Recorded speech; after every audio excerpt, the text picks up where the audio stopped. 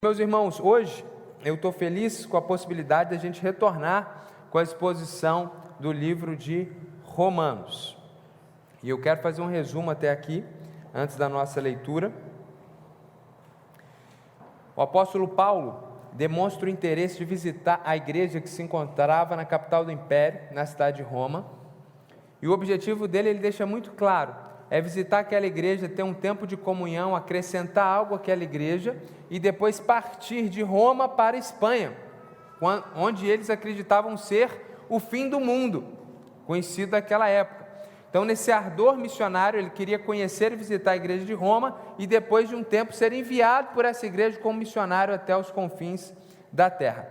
Para então poder cumprir esse objetivo, ele escreve uma carta para essa igreja, sobretudo explicando o que é o Evangelho, para que aqueles irmãos pudessem ter uma carta de apresentação, saber que aquele Paulo que está escrevendo, que está indo para visitá-los, é um Paulo que realmente acredita no Evangelho, é um Paulo que realmente prega o Evangelho, é o Paulo que as pessoas falam que viveu e vive para pregar o Evangelho. E a nossa alegria é que ficamos com esse legado de ter essa carta, porque não existe no Novo Testamento uma carta mais profunda na explicação do Evangelho do que essa.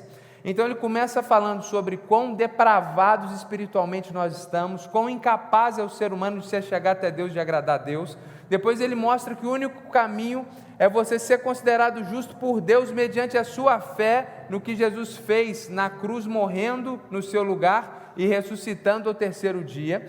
E depois ele então mostra as bênçãos que são decorrentes dessa salvação, as bênçãos que são decorrentes dessa justificação, o que a pessoa que crê em Jesus recebe na sua vida. E ele vai falar de paz, ele vai falar sobre a presença do Espírito Santo, ele vai falar da certeza da eternidade ao lado de Deus, coisas que nós vimos até aqui no capítulo 8. E agora no capítulo 9, ele vai falar sobre questões mais profundas a respeito da salvação. São 3 capítulos onde ele faz explicações de pontos muito profundos, onde dificilmente nós vamos encontrar na Escritura de tamanha profusão, explicação para determinados pontos. Ele quer explicar determinados aspectos profundos da salvação e quer explicar como fica a situação da nação de Israel diante da novidade que Deus está fazendo no mundo, porque Deus falava e tratava com um povo, que era o povo de Israel. Agora Deus está falando com todos os povos e salvando pessoas entre todos os povos. Naturalmente surge uma questão: como fica então a relação de Deus com Israel? Esse é um questionamento natural que surge para quem está acompanhando o livro.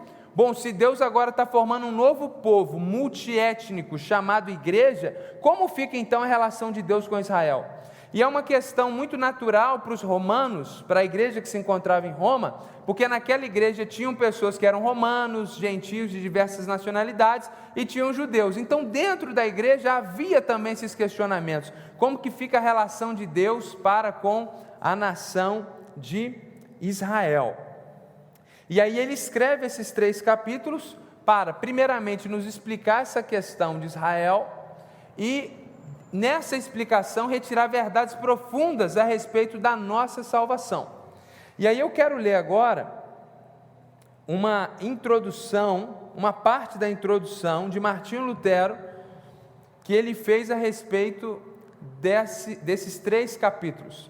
Ele faz uma grande introdução sobre o livro de Romanos, e eu pensei aqui a parte da introdução que ele fala do capítulo 9, 10 e 11 de Romanos. Martinho Lutero diz o seguinte: nos capítulos 9, 10 e 11, Paulo nos ensina sobre a providência eterna de Deus.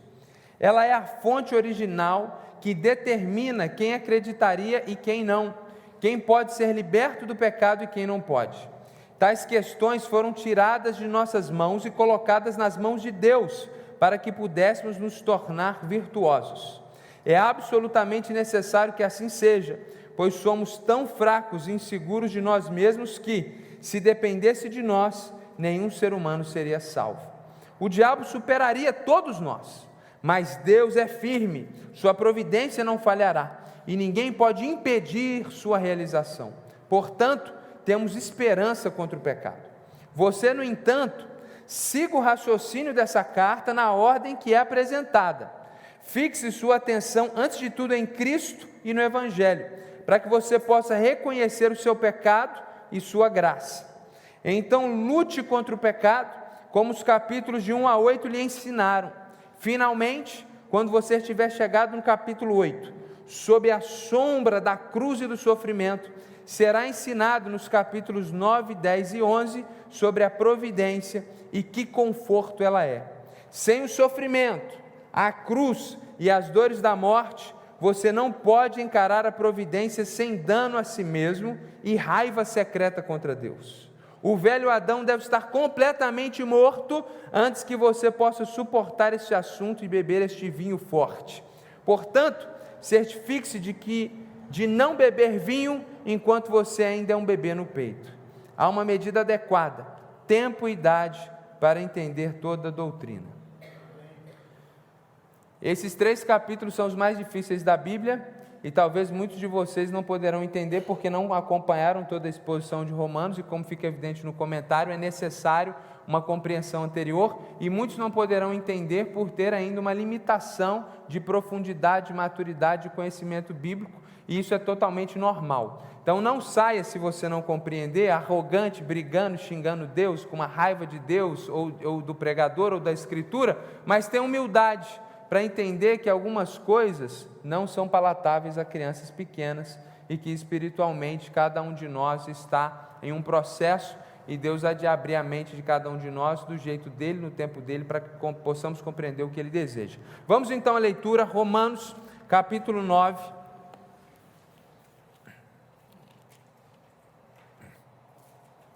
A partir do verso 1. Digo a verdade em Cristo, não minto, e a minha consciência confirma isso por meio do Espírito Santo.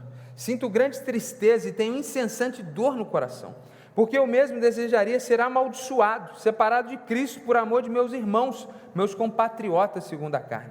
São israelitas, a eles pertencem a adoção, assim como a glória, as alianças, a promulgação da lei, o culto e as promessas. Deles são os patriarcas, e também deles descende o Cristo, segundo a carne, o qual é sobre todos, Deus bendito para sempre. Amém.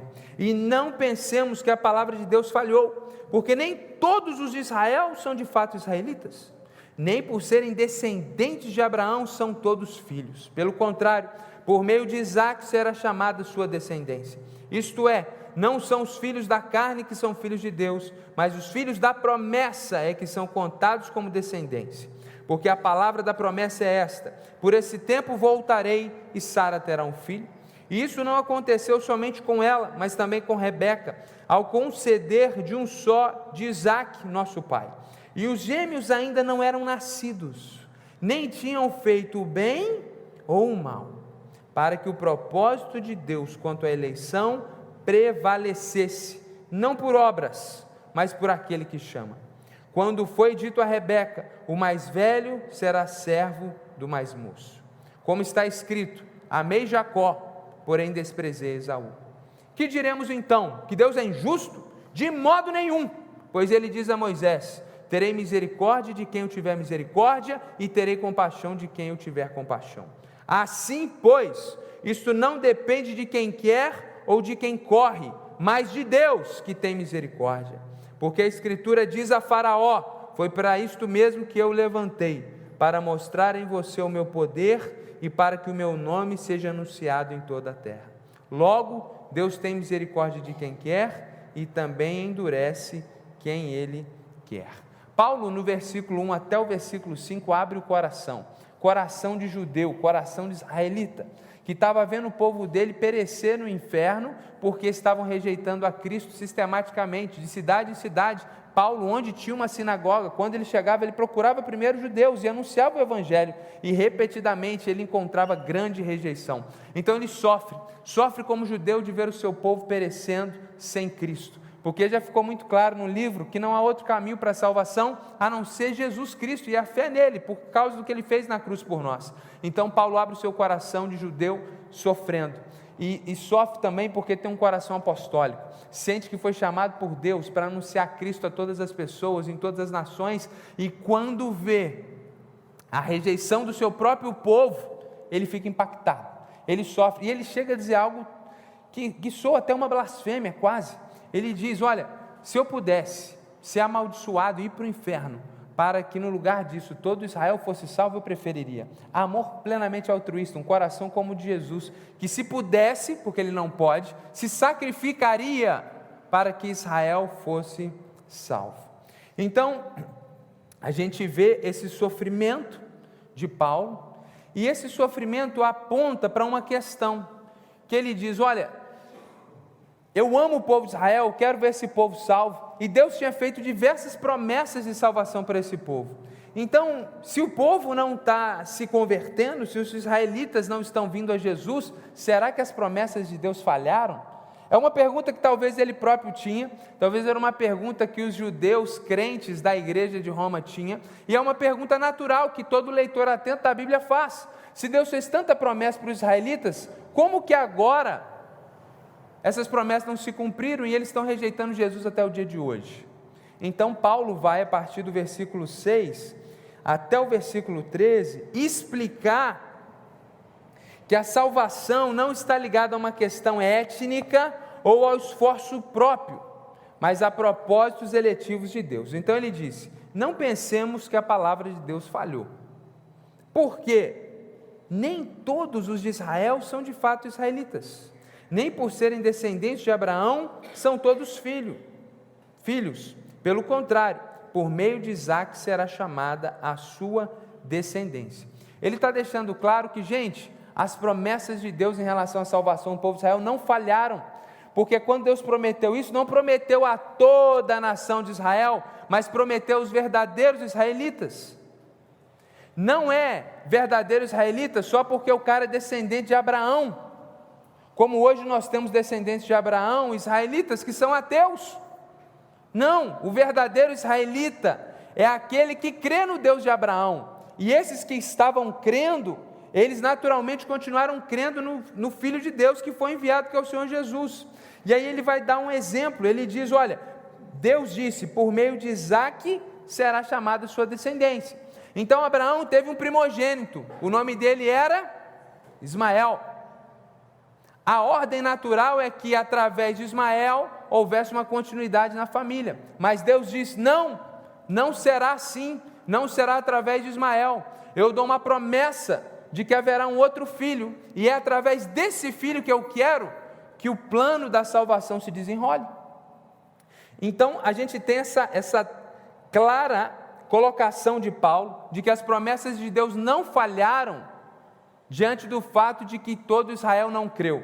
Ele diz: tudo isso que está acontecendo é compatível com os propósitos de Deus, porque os filhos verdadeiros de Deus são aqueles que são filhos da promessa, e não necessariamente só porque tem o sangue de Abraão. Então ele está destruindo essa ideia dos israelitas, que só pelo fato de terem o sangue de Abraão, eles são especiais e todos deveriam ser salvos. Ele diz: não é por questões étnicas que as pessoas são salvas.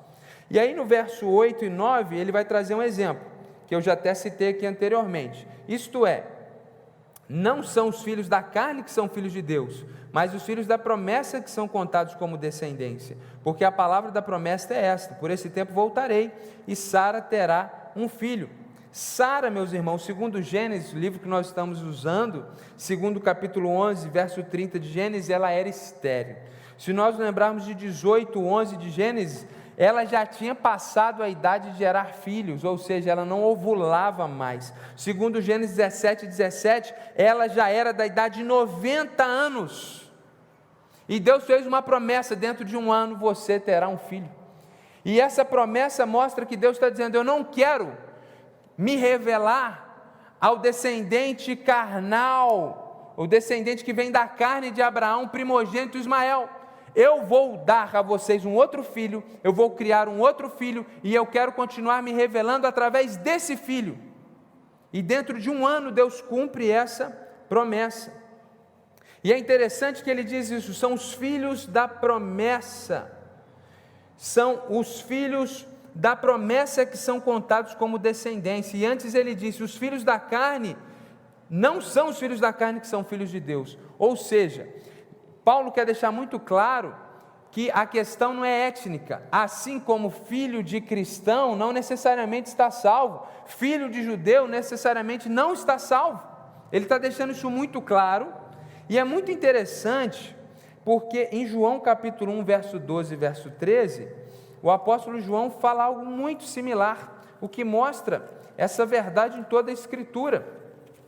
E a gente não tem tempo para mostrar tudo, mas eu quero ler aqui João capítulo 1, verso 12, o texto bíblico diz: a todos quanto receberam, o contexto é Jesus, deu-lhes o poder de serem feitos filhos de Deus, a saber, os que creem no seu nome, os quais não nasceram do sangue, nem na vontade da carne, nem da vontade do homem, mas de Deus. Ninguém é filho de Deus por causa de vontade própria ou por causa da vontade do homem, nem por descendência carnal. Nós somos filhos de Deus pela vontade de Deus.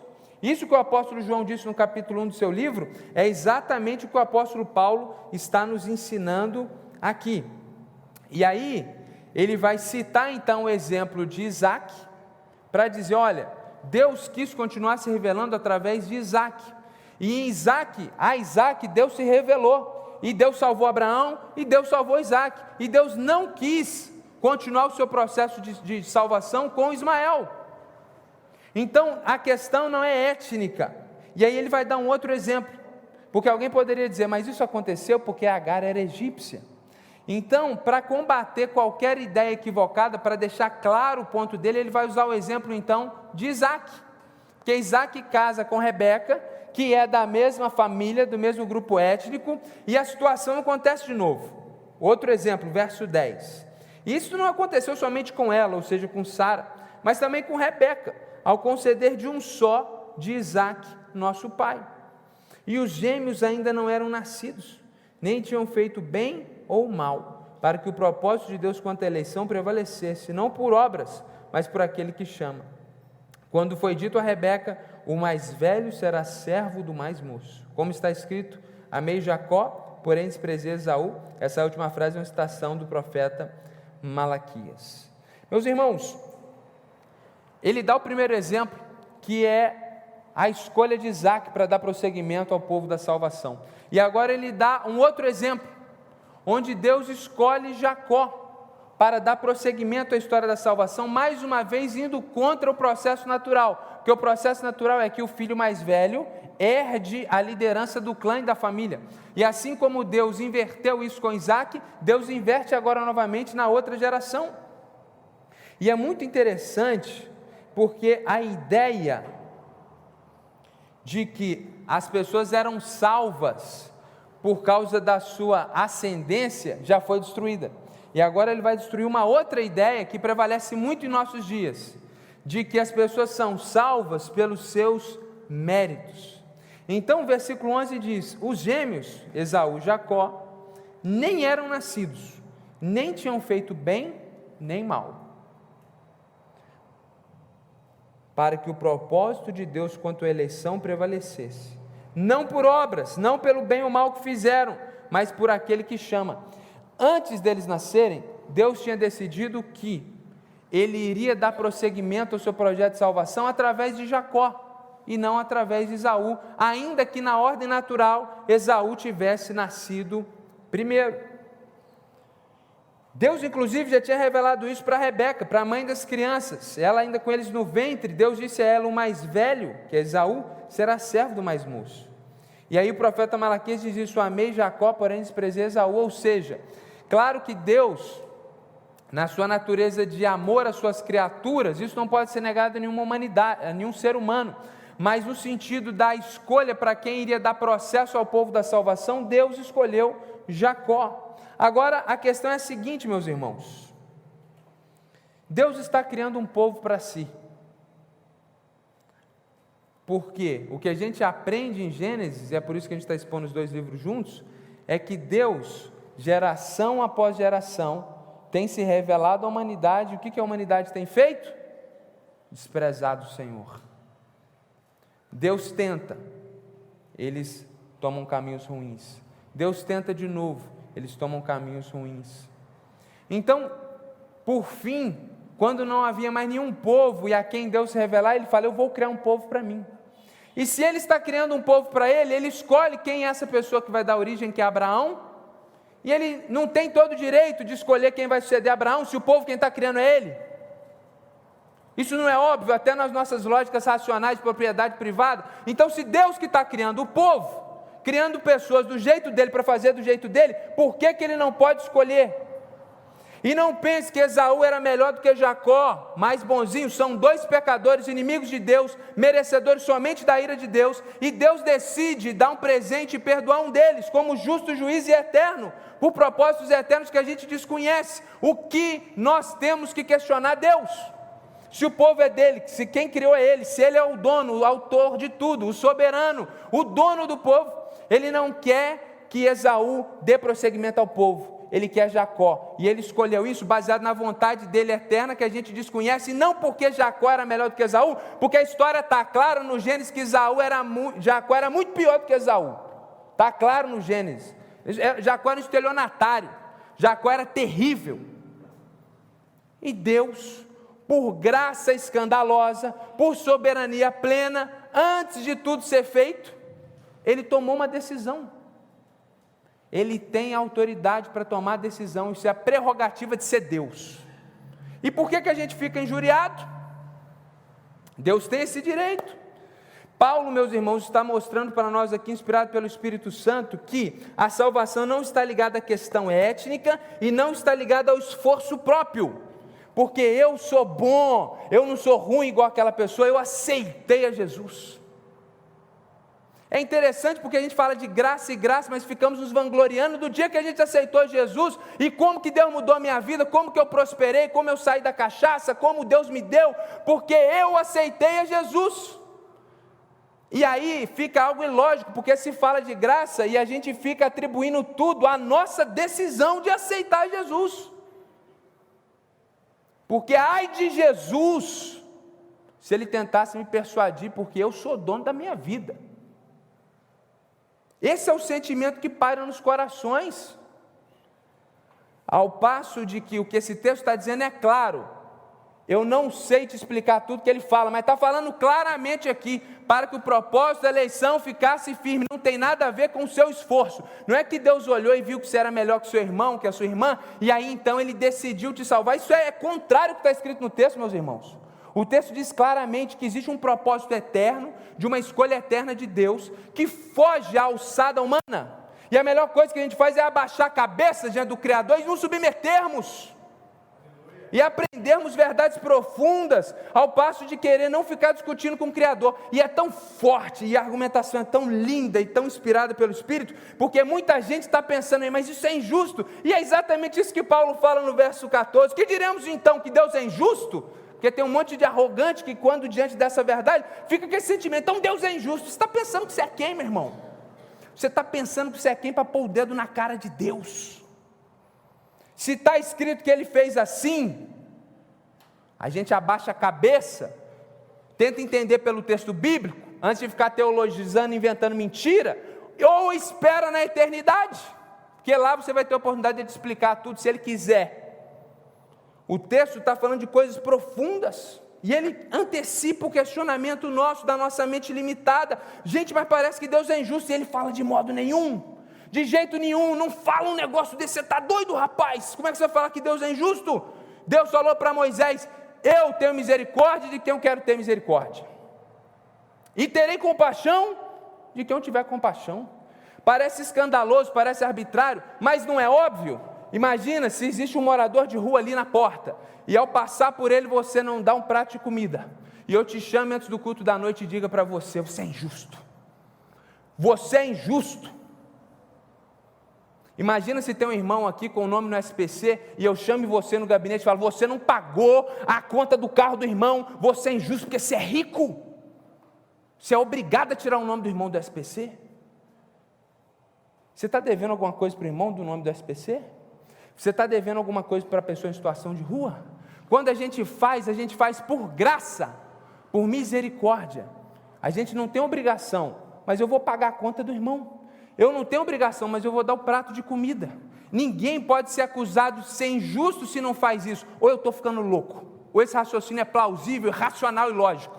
Assim também Deus não está devendo nada para ninguém, é a gente que está devendo tudo para o Senhor. E se Ele fosse ser justo, Ele mandaria todo mundo para a penitenciária eterna, porque todo mundo aqui quebrou todas as suas leis. Então o que Deus faz? Deus resolve dar para muitas e milhares de pessoas em todas as etnias desse planeta um prato de comida. Deus resolve dar misericórdia e morrer no lugar de um monte de gente para elas não irem para a penitenciária eterna. Agora, Deus não está devendo nada para ninguém, Ele dá para quem Ele quer dar. A misericórdia de Deus é dele.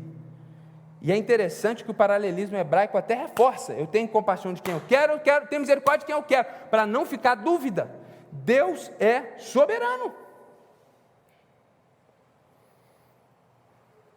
Deus tem a prerrogativa de dar misericórdia. E o verso 16, ele deixa claro que a salvação não depende de nós. Ele já falou e vai falar de novo. Assim, pois isto não depende de quem quer ou de quem corre, mas de Deus que tem misericórdia. Está claro ou não está claro? O problema é a nossa mente de bebê, que só sabe beber leite. E aí quando se toma algo mais forte, é difícil.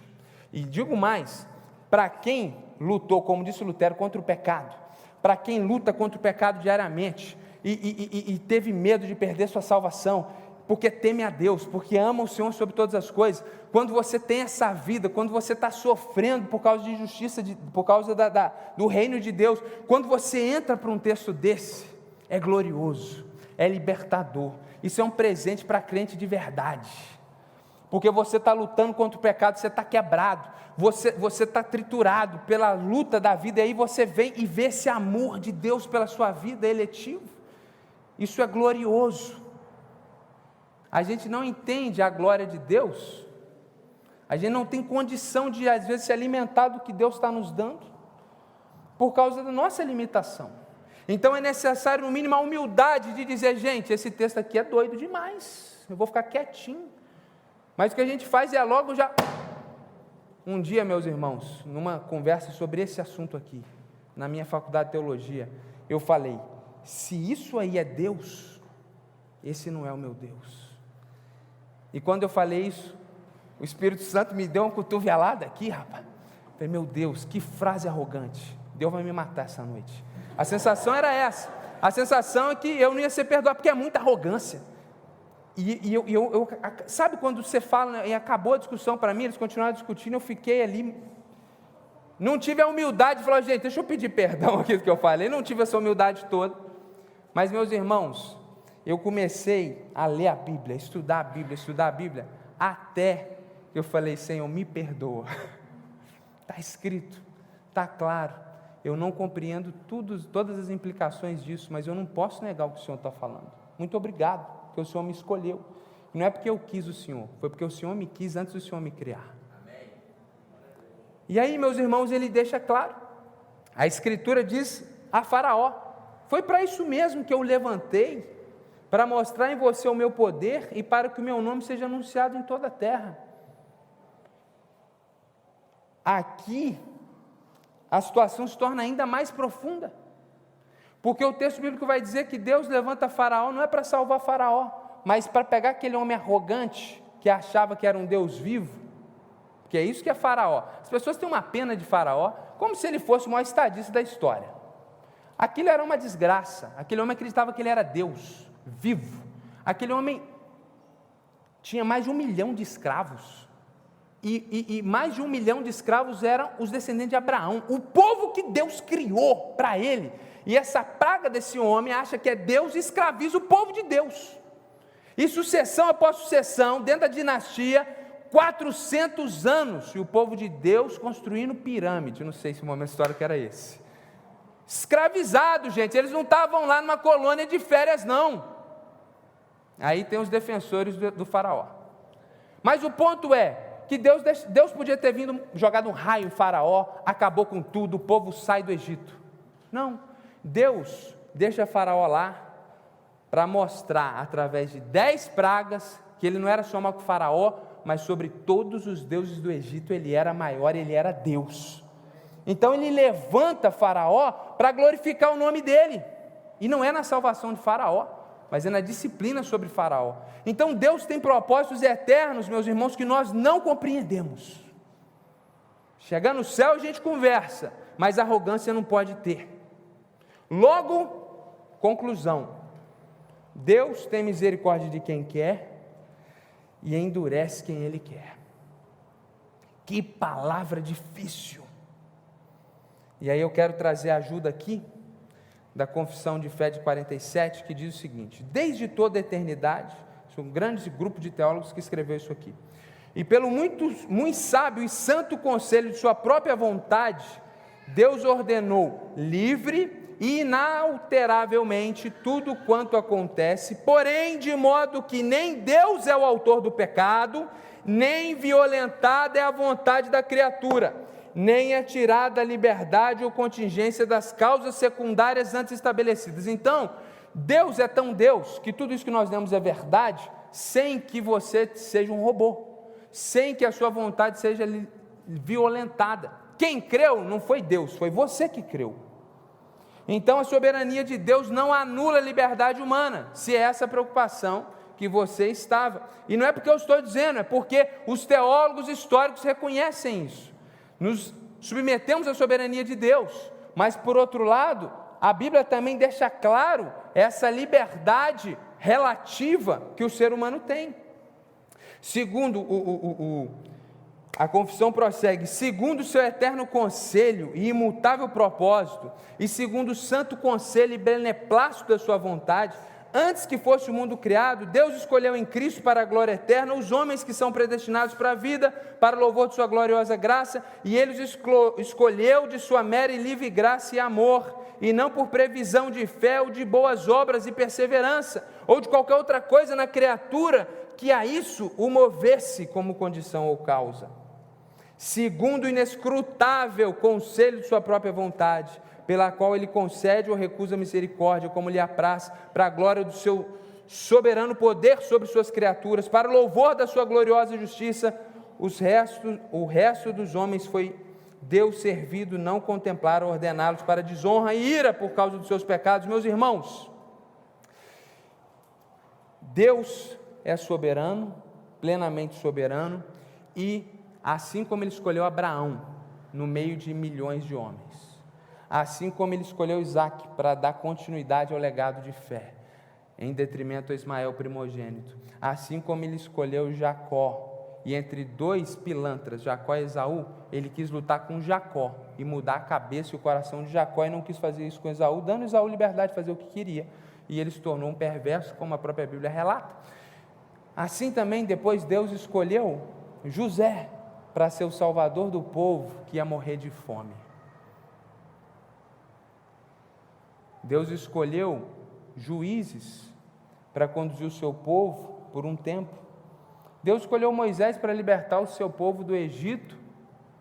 Deus escolheu Davi para ser o rei segundo o coração, porque o rei segundo o coração do povo que Deus deu era alto, mais alto de Israel e bonito. A Bíblia diz isso. Saul era todo esse homão, mas o coração era de um gatinho, covarde, medroso, impenitente, não obedecia a Deus. O povo quis um rei, Deus falou: vou dar um rei do jeito que vocês querem, como do mundo aí, alto, gigante, bonito. E o mais provável a lutar contra o Golias, que era um gigante, que era o homem mais alto de Israel, era Saul. A Bíblia fala que o homem mais alto batia no ombro de Saul. Ele é o que tem mais medo. E aí vai o pequenininho, adolescente de 14 anos, e mata o gigante. Não é porque Davi era bom.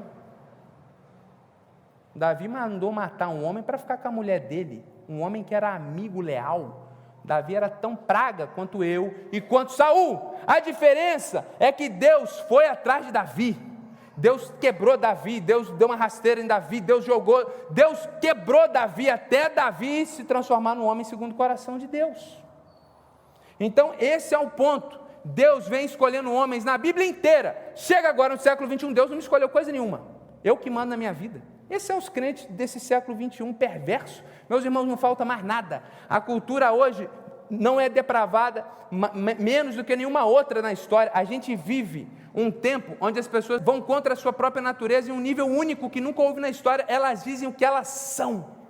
E ai de você se alguém dizer que é um gato e você falar que ele é um ser humano, você vai processado.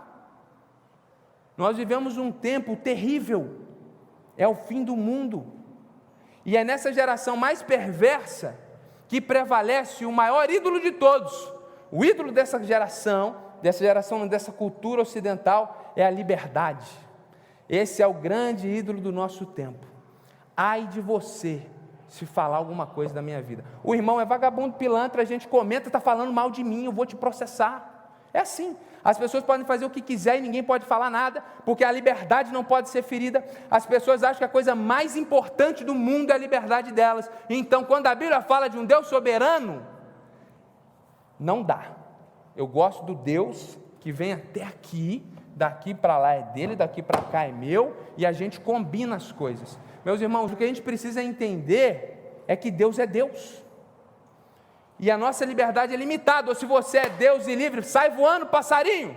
A gente tem uma liberdade relativa. E isso não se aplica só às nossas limitações enquanto ser humano, isso se aplica à nossa realidade existencial. Nós somos seres limitados. E uma arrogância tremenda, tentando explicar Deus, categorizá-lo, colocá-lo em caixas. E não foi Deus que me salvou, não. Foi eu que quis. Tem uns que acham, e é até engraçado, porque na hora dessa arrogância toda, que a Bíblia fala que Deus escolheu igual escolheu Abraão, é só isso que a Bíblia está falando. Você é um escolhido igual Abraão. Em vez de você ficar feliz e agradecer a Deus, você começa a brigar, não pode, Deus é injusto, não aceito. Aí tudo bem, foi eu que escolhi Deus.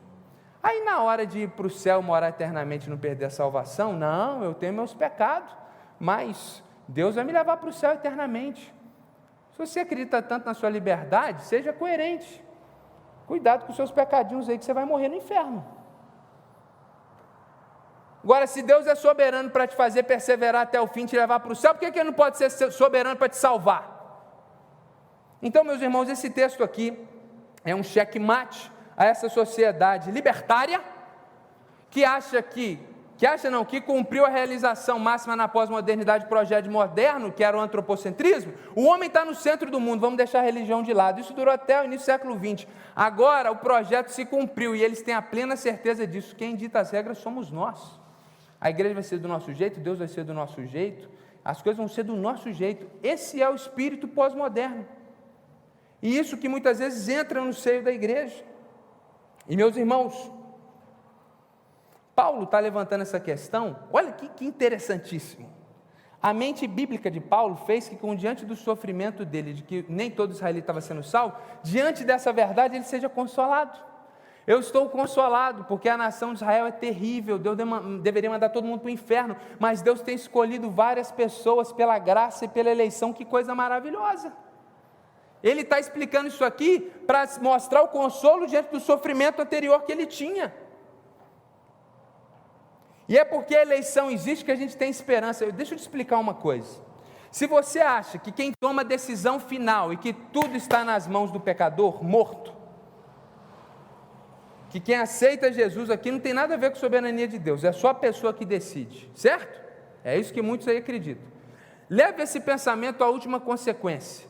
Se Deus não tem nada a ver com isso, e Deus não é soberano, por que eu oro a Deus para salvar um pecador?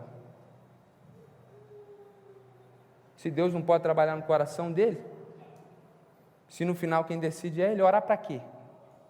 Me convença que vale a pena orar por uma pessoa que é ateia, uma pessoa que não acredita em Jesus. Eu vou pedir a Deus, Deus vai falar, não posso não, porque ele é assim, ele que decide. Eu morri na cruz assim, só porque eu estava com vontade de sofrer. Agora, porque eu acredito que Deus pegou um cara como eu, indigno, incapaz de entender, arrogante e orgulhoso, e transformou meu coração, me deu o presente da fé e fez uma obra, não porque Ele viu algo de bom em mim, mas por causa da sua graça. Lá antes de criar o mundo, Ele colocou meu nome no livro da vida. Por causa disso eu oro por qualquer um, enquanto tiver vida, porque eu sei que a qualquer momento, assim como Deus falou: Abraão, sai da sua casa, sai da sua parentela, para a terra que eu te mostrarei. Deus pode chamar qualquer um de nós, e não é um chamadinho qualquer não, é um chamado eficaz, assim como quando ele falou para Lázaro: Lázaro, vem para fora. Assim como o profeta Isaías disse: agindo Deus, quem impedirá? O profeta Jonas, no capítulo 2, verso 9, ele disse: a salvação pertence ao Senhor. A convicção que temos é que eu oro, por pior que seja a perspectiva, até o fim, porque na hora que Deus se levantar do trono e quiser salvar alguém, Ele não vai violentar a liberdade de ninguém, mas Ele tem seus métodos, e Ele salva, porque Ele é misericordioso. Por isso que a gente ora para a salvação, porque se dependesse das pessoas, orar é bobeira, essa é a verdade. Se você não teve ainda, eu já te adianto a conclusão do seu pensamento. E aí a gente caminha para o final. Meus irmãos, diante de toda essa verdade bíblica, a questão é a seguinte: da mesma forma que Deus escolheu Abraão, da mesma forma que Deus escolheu Isaac, da mesma forma que Deus escolheu Jacó, Deus escolheu você, para ser parte do seu povo. Esse povo agora não se chama mais Israel, esse povo agora é a igreja. Você não precisa desses pregadores de autoajuda para se sentir melhor, você precisa de boa Bíblia.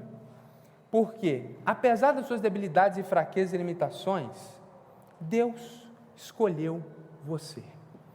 Você crê que você está em Jesus porque você é um escolhido de Deus.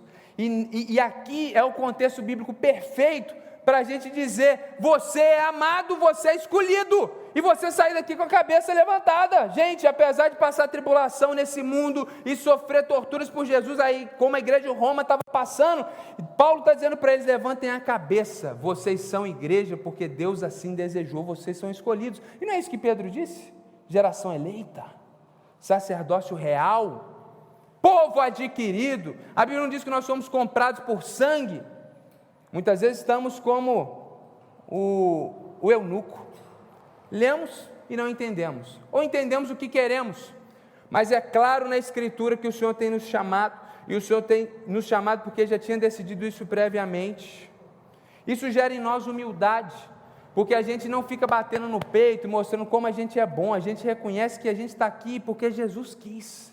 A gente reconhece que a gente está aqui por causa da graça e da misericórdia de Deus. Isso faz com que a gente se humilhe e dê toda a honra e toda a glória ao Senhor, verdadeiramente. Porque muitos batem no peito: não, glória a Deus, mas eu... glória a Deus, né? Mas eu não sou como esses pecadores por aí, como Jesus já tinha contado lá na história, né? Então, meus irmãos, a gente reconhece a graça de Deus, isso nos leva à humildade, isso nos leva ao quebrantamento, isso nos leva a abandonar o orgulho, isso nos dá certeza da nossa salvação, porque não depende de quem corre, depende de Deus que tem misericórdia. É isso que o texto bíblico diz. O Deus misericordioso salva pessoas baseado em propósitos eletivos eternos. Não temos todas as respostas, mas é isso que esse texto nos ensina. Melhor do que tentar explicar Deus é nos submeter e aproveitar essa doutrina, se degustar dessa doutrina, ser feliz com essa doutrina, saber que você é quem é em Deus porque Deus assim quis e não por obra do destino ou do acaso. Deus te escolheu, Deus tem um propósito efetivo para a sua vida, e esse é o contexto onde aquela frase, Deus tem um projeto específico para a sua vida, não é autoajuda não, é verdade. Deus tem um projeto específico para a sua vida, porque você é um escolhido de Deus. Se você creu em Jesus, você é um escolhido de Deus. Por fim, meus irmãos, você pode sair daqui de duas formas. Você pode sair daqui feliz, sabendo que apesar de você ser pecador, Deus te amou, Deus te escolheu e Deus te trouxe a Jesus. E você sair daqui para viver uma vida de gratidão. Você que está num momento de sofrimento, de dor, é o momento que você recebe essa palavra e fala: rapaz, Deus me ama de verdade. Deus me ama de verdade. Deus me escolheu. Paulo está explicando aquela questão de Israel para nos ensinar um princípio e mostrar que todo aquele processo que ele mostrou, pecador, caminho de Jesus, fé e bênçãos da justificação só acontece por causa de um projeto eterno de Deus. Você pode pegar e sair daqui mesmo sem entender tudo, pleno e feliz com o amor do Senhor por sua vida. Ou você pode sair daqui, isso é injusto, dizendo exatamente o que as pessoas ali daquela época poderiam dizer. E a questão é,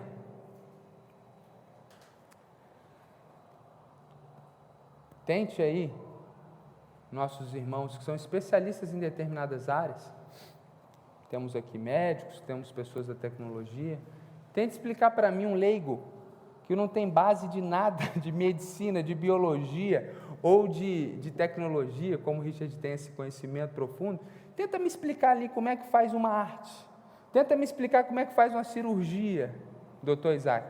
Eu não tenho a mínima condição de entender, eu não entendo nem a linguagem que vocês usam. Só que a gente é tão arrogante, que a gente acha que sendo humano, a gente vai entender Deus plenamente, e ai de Deus se a gente não entender Ele plenamente. A verdade, meus irmãos, que a gente sabe de Deus aquilo que Ele quer revelar para nós. Algumas coisas estão claras, como o plano redentivo de Jesus, a morte e a ressurreição na cruz. Outras coisas entram no campo do mistério, da eternidade, e certamente poderemos nos deleitar eternamente em relação a isso. Então, não é que a doutrina está errada, está claramente escrito na Escritura, é que nós somos limitados, e glória a Deus, porque sendo vasos de barro, limitados e pequenos, Deus tem nos revelado tamanha glória, a ponto de tentar explicar para nós uma questão tão profunda em relação a como que Ele salva pessoas.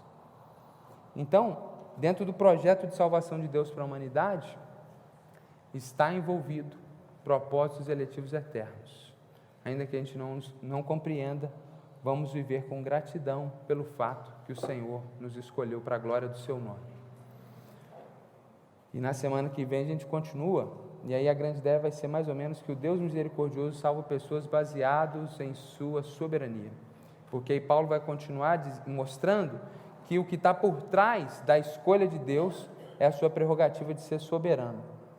Então, já sabe o que nos espera aí semana que vem, se Deus permitir. E à noite vamos falar de José, que foi escolhido por Deus, recebeu um sonho de Deus para salvar o povo de Israel, depois de algumas décadas, depois de muito sofrimento. Vamos orar? Feche seus olhos. Senhor, eu me empolgo, Senhor, falando dessas questões, porque por quanto tempo eu fui arrogante, eu fui orgulhoso, eu falei coisas tão terríveis, Pai, contra o Senhor, contra a Tua palavra, achando, Senhor, que sabia, que conhecia. Quantas vezes, Pai, tentei torcer o texto bíblico com teorias diversas, para adequar o texto o que era, Senhor, mais compatível com o que eu entendia. Senhor, tem misericórdia da minha vida. E eu me empolgo, Senhor, te dando glórias e graças, porque o Senhor, no seu tempo, tem aberto o nosso entendimento. E eu quero dizer para o Senhor, Pai, que nós aqui não entendemos tudo que emana dessa verdade, mas nós descansamos no fato de saber que o Senhor é soberano. Nós não queremos deixar de águas profundas, porque ali existem coisas desconhecidas. Não queremos também ir além daquilo que o Senhor tem para nós. E o mais importante nessa manhã é que cada um dos teus filhos que aqui estão, que eles não desprezem essa expressão máxima do amor e da revelação do Senhor. Quando o Senhor nos mostra que somos salvos e estamos em Jesus, porque o Senhor nos amou antes da fundação do mundo. E não tem nada a ver com o que a gente faz ou com o que a gente fez, mas o Senhor verdadeiramente decidiu, livremente, profundamente, plenamente nos amar. Que isso seja curador, que isso seja libertador, que isso traga segurança de salvação, que isso traga paz. Senhor, nós podemos falhar nessa terra, nessa sociedade, uns mais, outros menos, mas, Senhor, essa verdade que o Senhor nos escolheu, consola a nossa vida, Senhor. Diante de tudo, diante de todos, nós te louvamos, Senhor, porque o Senhor nos escolheu em Cristo Jesus. E oramos por todos, pela salvação de todos, porque não sabemos os teus propósitos eternos para as pessoas. Pregamos para todos, porque não sabemos quais o Senhor vai alcançar através da pregação do Evangelho. E oramos com esperança, porque não depende delas, depende do Senhor. Então há esperança. Há esperança para os meus familiares, há esperança para os nossos amigos, para aqueles que dizem não acreditar em Deus, há esperança. Porque o Senhor, quando quer ter misericórdia, o Senhor derrama misericórdia. Nós assim oramos em nome de Jesus. Amém.